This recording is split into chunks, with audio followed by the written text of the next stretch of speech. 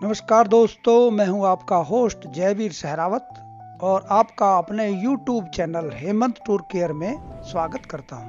पिछले कुछ समय से आप हमारी 4 धाम यात्रा की वीडियो देख रहे थे, जो आसपास के एरिया की भी वीडियो दिखाई मैंने आपको, और लास्ट में हमारी ओल्ली हिल स्टेशन की वीडियो थी जो अभी इससे पिछली थी, वो भी आपने देखी होगी, शायद आपको अच्छी लगी हो।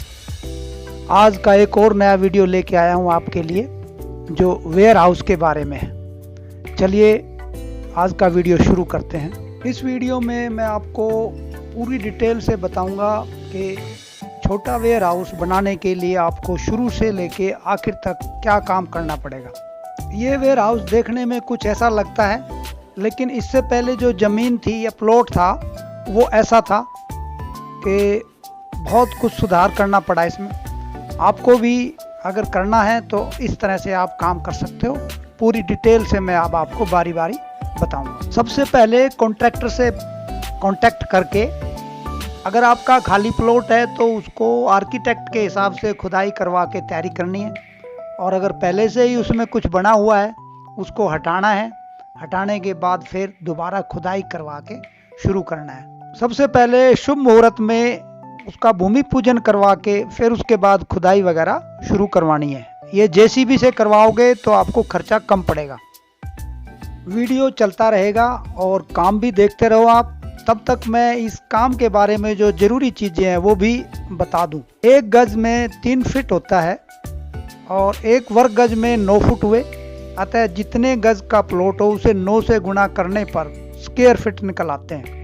इस तरह से जब भी किसी क्षेत्रफल का खर्च निकालना हो या कॉन्ट्रैक्टर को कॉन्ट्रैक्ट करना हो तो स्क्वायर फीट में ही होता है, तथा खर्चा भी स्क्वायर फीट में ही निकलता है कि उस पर कितना खर्चा हुआ है। ये तो थोड़ी सी बेसिक नॉलेज थी जो मैंने आपको बताई। अगर आपको इसके बारे में पहले से ही पता है तो बड़ी अच्छी बात है, क्योंकि हमें जब भी कभी कॉन्ट्रैक्टर से कांटेक्ट करना होता है तो स्क्वायर फीट में ही वो बताता है और हमें स्क्वायर फीट में ही उसका खर्चा निकालना होता है। काम शुरू करने से पहले ही जिस ठेकेदार ने वेयर हाउस बनाना है उससे बात करके ये तय कर लेना चाहिए कि जो कॉलम है उनकी कितनी दूरी रखनी है, क्या चौड़ाई रखनी है, क्या लंबाई रखनी है दीवारों की। वो सारी बातें पूछ के ही फिर कॉन्ट्रैक्टर से आगे का काम करवाना चाहिए। सारी बातें पहले कॉन्ट्रैक्टर से लिखित में करके धीरे धीरे प्लॉट को आगे बढ़ाना चाहिए, कंस्ट्रक्शन को, और नीचे से ही टाई बीम वगैरह और कॉलम वगैरह खुदाई करके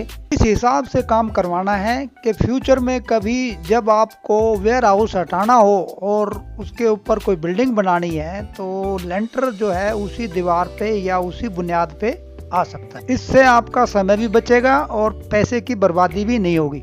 दोस्तों, आप देख रहे हो कितना मजबूती से और तरीके से काम शुरू किया हुआ है। अब समय आ गया इसकी मिट्टी डलवा के इसकी भराई करवाने का, क्योंकि वेयर हाउस में सामान रखना होता है और इसकी ऊंचाई ग्राउंड लेवल से 2-3 फुट ऊपर होनी चाहिए ताकि बाहर का पानी अंदर ना जाए। कॉन्ट्रैक्टर 2 तरीके से काम करता है, एक तो विद मटेरियल और एक विदाउट मटेरियल।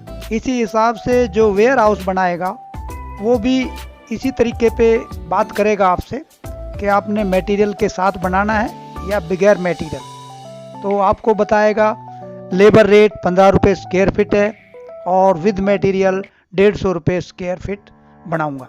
तो ये सब बातें तय कर लेनी चाहिए। आपके पास कोई प्लॉट पड़ा हुआ हो और मेन रोड उसकी जो चौड़ाई है 60-70 फुट के आसपास हो, 50 फुट हो, तो आप वहाँ पे वेयर हाउस बना सकते हैं। दूसरा कोई नहीं कहेगा आपसे कि आप ये काम करो। आपने अपने काम के बारे में खुद चिंता करनी है और प्लानिंग करना है अपने बजट के हिसाब से वेयर हाउस बनाने का।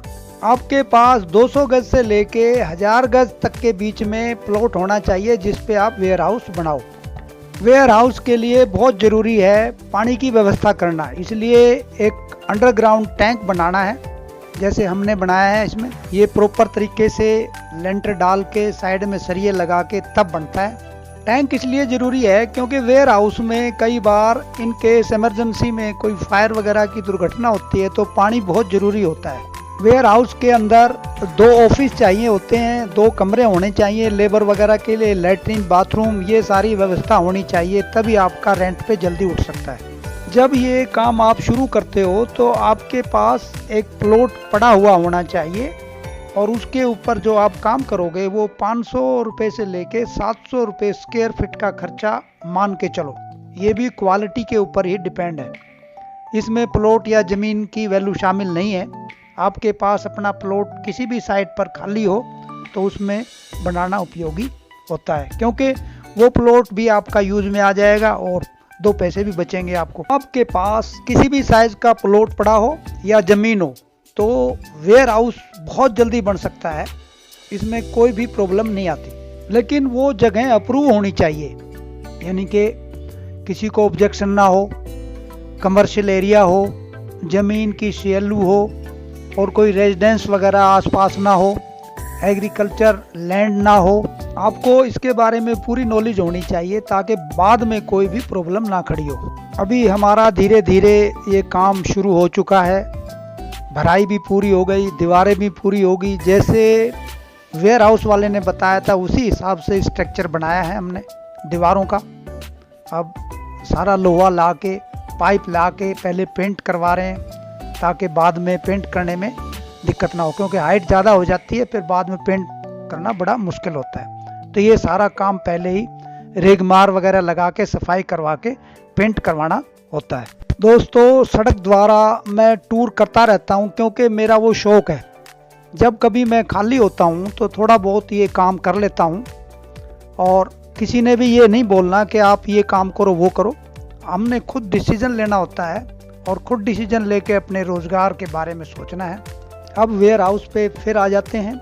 आगे का हिस्सा ज़्यादातर खुला रखना चाहिए। 3 साइडों में कॉलम, बीम और पक्की चारदीवारी करके कम से कम 10 से 12 फुट ऊंची होनी चाहिए ताकि वेयर हाउस में रखा हुआ सामान सेफ रहे। वेयर हाउस बहुत जल्दी बन जाता है तथा मार्केट में डिमांड होने की वजह से किराए पर जल्दी उठ जाता है। इसके बजाय दूसरी बिल्डिंग, रेजिडेंस आदि के लिए बनाने में समय, पैसा भी ज़्यादा लगता है तथा डिमांड भी कम है। हमें ये ध्यान रखना चाहिए कि जहाँ वेयर हाउस बनाते हैं तो मेन रोड के बाद भी अपने प्लॉट में 10 से 15 फुट जगह खाली पड़ी होनी चाहिए ट्रक को मोड़ने के लिए या लगाने के लिए। दूसरा, भरत इतना ज़्यादा करवाना चाहिए कि ट्रक खड़ा हो जाए तो उसका डाला खुल जाए, यानी कि ग्राउंड लेवल से कम 3-3.5 फुट ऊपर होना चाहिए। वेयर हाउस के शेड की ऊंचाई 25 से 30 फुट के बीच में होनी चाहिए, क्योंकि बीच में 2 छत्ती लगा के सामान रखने के लिए काम में आ सकता है। ऊंचाई ज़्यादा होने से आपके वेयर हाउस की डिमांड ज़्यादा बनी रहेगी और रेंट पे भी बहुत जल्दी उठ सकता है। वेयर हाउस के कॉन्ट्रैक्टर से कैसे बात करनी है इसके बारे में थोड़ी बातें बताऊंगा मैं आपको। कॉन्ट्रैक्टर जानकार हो, उसके काम को देखने के बाद ही जहाँ पे उसने पहले काम किया है उनके मालिकों से उसके बारे में सारी जानकारी लेनी चाहिए। उसको काम आता है या ठीक से काम करेगा, पैसा लेके भाग तो नहीं जाएगा। पूरी जानकारी इकट्ठा करके ही कॉन्ट्रैक्ट करें, वह भी लिखित रूप में कोर्ट के लीगल पेपर पे तथा सभी शर्तें लिखवा के रखनी चाहिए। पेमेंट कैसे करनी है, कब देनी है, ये सारी बातें आर्किटेक्ट से सलाह लेके करें। हो सके तो लेबर रेट पे काम कराएं तथा सामान अपने आप खरीद कर दें। वेयर हाउस का सारा सामान ज़्यादा नहीं होता, पाइप व दूसरा सामान एक ही जगह पे मिल जाता है। पाइप में कंजूसी ना करें, मजबूत व हैवी कंपनी का पाइप लगवाएं। ISI, प्रकाश कंपनी है, टाटा है, जिंदल है, ये किसी भी कंपनी का आप पाइप लगा सकते हो। हमें काम में कभी भी जल्दबाजी नहीं करनी होती, क्योंकि कोई भी काम हो धीरे धीरे और तरीके से ही चलता है। जैसे बच्चे को हम सबसे पहले नर्सरी KG में या फिर बाद में दूसरी क्लासों में डालते हैं, उसी हिसाब से काम के बारे में भी सोचना चाहिए। काम अपने हिसाब से धीरे धीरे व्यवस्थित तरीके से होगा, जल्दबाजी करना ठीक नहीं होता। वेयर हाउस में 2 मेन काम है। सबसे पहले तो चारदीवारी वगैरह बनानी है, वो अलग कॉन्ट्रैक्ट दिया जाएगा। उसका जो काम होता है वो क्वालिटी के हिसाब से लगभग 500 रुपये स्क्वायर फीट के आसपास आएगा। इसके अंदर प्लाट की चारदीवारी होती है, 12 से 14 फुट ऊंचाई, 2 कमरे, ऑफिस, लैंड की भराई, कॉन्ट्रैक्टर की लेबर, सरिया, सीमेंट, कॉलम, बीम, क्रशर, रोड़ी, दूसरे खर्चे सभी आ जाते हैं इसमें। अब आता है वेयर हाउस का खर्चा। वेयर हाउस के खर्चे में मान लो 320 गज का प्लॉट है, उसको 9 से गुणा करोगे 2900 स्क्वायर फीट बना। अब 2900 स्क्वायर फुट तो नीचे का एरिया हो गया, उसकी छत मानी जाएगी। इसके अलावा वेयर हाउस की छत के अलावा दोनों साइडों की दीवारें और पीछे की जो भी चद्दर से कवर होंगी वो सब 150 रुपये स्क्वायर फीट में आता है। लेकिन जब आप टोटल 2900 स्क्वायर फुट का निकालोगे तो वो 250 रुपये स्क्वायर फुट के आसपास बनेगा। अब फाइनल करते हैं। जैसे मान लो आपका 4 दीवारी का और शेड का दोनों काम मिला के कैलकुलेट करोगे सिर्फ स्क्वायर फीट आपके प्लॉट के हिसाब से, तो वो लगभग आपको 600 से 800 रुपये स्क्वायर फीट के हिसाब से खर्चा आएगा। वो भी आपकी क्वालिटी और काम के ऊपर डिपेंड करता है। वेयर हाउस बनने के बाद इसकी बारी आती है रेंट पे चढ़ाने के लिए। तो अगर आपने क्वालिटी अच्छी रखी है, ऊंचाई अच्छी रखी है, ऑफिस ठीक बनाए हैं, लेबर के कमरे बनाए हैं, हर चीज़ ओके की है, ऊंचाई वगैरह जो भी है, तो आपको किराएदार बहुत जल्दी मिलेंगे। और इसका किराया जब तय करते हैं तो टोटल स्क्वायर फीट प्लॉट का निकालने के अलावा जो भी उसके अंदर कमरे, ऑफिस, लैट्रिन, बाथरूम बने हुए हैं उनके अलग से स्क्वायर फीट निकलेंगे, दोनों जुड़ेंगे। दोनों जुड़ने के बाद जब रेंट तय होता है तो 15, 20 या 10 जो भी जगह या मार्केट के हिसाब से है वो आप तय कर सकते हो। और रिटर्न में कोर्ट पेपर के ऊपर सारी चीज़ें लिखित में की जाती हैं। इसके अलावा थोड़ी और जानकारी डिस्क्रिप्शन में भी मिल सकती है, वहाँ भी देख सकते हो आप।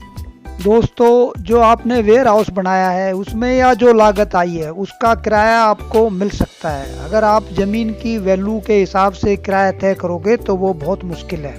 अगर आप बेचना चाहो वेयर हाउस तो ज़मीन की कीमत के साथ बिक सकता है, लेकिन किराया आपको जो आपने लागत लगाई है उसी का ही मिलेगा। वेयर हाउस बन चुका है। अब इसका जो हमने लेवलिंग करवाया था मट्टी का, उसको ट्रैक्टर से प्लेन करवा के उस पर अब रोड रोलर चलेगा। उसके बाद रोड़े कुटेंगे। रोड़े कुटने के बाद फर्श की तैयारी होगी। धीरे धीरे सारे काम तरीके से और व्यवस्थित ढंग से होंगे। आप वीडियो भी देखते जाओगे और आपके सब समझ में आ जाएगा। जब आप इसको किराए पे दे तो सब काम लिखित में होता है। 3 महीने की आपको सिक्योरिटी भी ले सकते हो आप। इसके अलावा हर साल रेंट भी बढ़ सकता है 10%। लेकिन किसी कारणवश कोई भयंकर बीमारी कोरोना जैसी आ जाए तो उसमें आपको थोड़ा बहुत उसको छूट भी देनी चाहिए, क्योंकि उसका काम नहीं चलेगा तो वो आपको कैसे कमा के देगा। तो इसलिए हमें इंसानियत के नाते उसको कोऑपरेट करना चाहिए। कभी परेशानी हो, कोई दिक्कत हो तो उसकी मदद करनी चाहिए ताकि उसका भी काम चले और आपको किराया टाइम पे मिलता है। कुछ लोग आपको रेंट मिलने के बाद भड़काने लग जाते हैं कि मैं ज़्यादा रेंट दिलवा सकता हूँ। उनकी बातों में ना आए, क्योंकि आपको एग्रीमेंट के हिसाब से जो रेंट मिल रहा है और बढ़ोतरी भी हो रही है और कस्टमर भी ठीक है, तो आप नए कस्टमर की तरफ ना भागें। पुराने कस्टमर के साथ ही तालमेल रख के उसके साथ मेल जोल बढ़ाए रखें और अपना काम जारी रखें। उसका भी काम चलेगा, आपको भी फायदा होगा। अतः नए ग्राहक की तरफ ना भागे, पुराने ग्राहक के साथ ही रहें। पुराने कस्टमर से कोई परेशानी हो, टाइम पे किराया ना दे, तो आप नए के बारे में सोच सकते हो, अदरवाइज पुराना ही ठीक रहता है। तो दोस्तों, अगर आप भी अपना वेयर हाउस बनाना चाहते हैं तो देर किस बात की। आपके पास सारी चीज़ें हों, प्लॉट, पैसा और समय, तो आप शुरू कर सकते हो। दूसरा आपको इसलिए नहीं बताएगा क्योंकि वो अपना काम खुद नहीं कर सकता, तो आपको क्या गाइड करेगा। अतः अगर आपने अपना काम करना है तो उठना पड़ेगा, जागना पड़ेगा, मेहनत करनी पड़ेगी, जिसका फल आपको मिलेगा। दोस्तों, वेयर हाउस का जो शेड बनाने का ठेका लेता है उसका A to Z मान लो लेबर का काम किया है तो सारे काम उसी के होते हैं। मशीन से जो कैंची वगैरह उठानी होती है, लगानी होती है, सारा काम उसका होता है। सिर्फ बिजली आपकी लगेगी, बाकी जो रोड है या जो भी लेबर है वो सब उसी के होंगे। और अगर विद मटेरियल दिया है तो फिर तो बात ही अलग है। लेकिन विद मटेरियल देने में आपको नुकसान ये होगा कि वो लोहा कम लगाएगा और जितना ज़रूरी है उतना ही लगाएगा, मजबूती के लिए नहीं लगाएगा। दोस्तों, जितनी जानकारी मेरे पास थी, जितने फ़ोटो रखे हुए थे, वीडियो रखी हुई थी, वो सब मैंने आपको दिखाने के लिए, समझाने के लिए लगाई हैं इसमें, ताकि आपको समझ में आ जाए। ये गाड़ी खड़ी करने के लिए आपको पक्का फर्श भी बनाना पड़ेगा ताकि गाड़ी धंसे ना ज़मीन में, और उसमें रोड़ी वगैरह डाल के फ्रंट में भी आपको लेंटर डालना पड़ेगा जिसमें ट्रक आके खड़ा होता है। वेयर हाउस का काम लगभग पूरा हो चुका है। आपने शुरू से लेके और लास्ट तक सब देखा है। पहले इस ज़मीन की, इस जगह की, इस प्लॉट की क्या शक्ल थी और अब क्या है। सभी काम करने से ठीक हो जाते हैं, लेकिन उसके लिए आपको उठना पड़ेगा, मेहनत करनी पड़ेगी, समय लगाना पड़ेगा, तभी काम हो सकता है। ये वीडियो आपको कैसी लगी? क्या किसी काम की है या वैसे ही टाइम खराब हुआ है? ये कमेंट सेक्शन में जाके बताओगे तो मुझे पता लगेगा। दोस्तों, ये वीडियो मेरी टूर से अलग दूसरे मैटर पे है। मैं इसलिए बनाई है ताकि आप भी थोड़ा बहुत अपना अर्निंग बढ़ाने के लिए खाली जगह को यूज़ करके आप वेयर हाउस बना सकते हो। तो काफ़ी वीडियो लंबी हो चुकी है, इसका लगभग काम भी पूरा हो चुका है जो आपने देख भी लिया। अब इसके अलावा फिर किसी दूसरी वीडियो में मिलते हैं। तब तक के लिए नमस्कार, धन्यवाद, जय हिंद।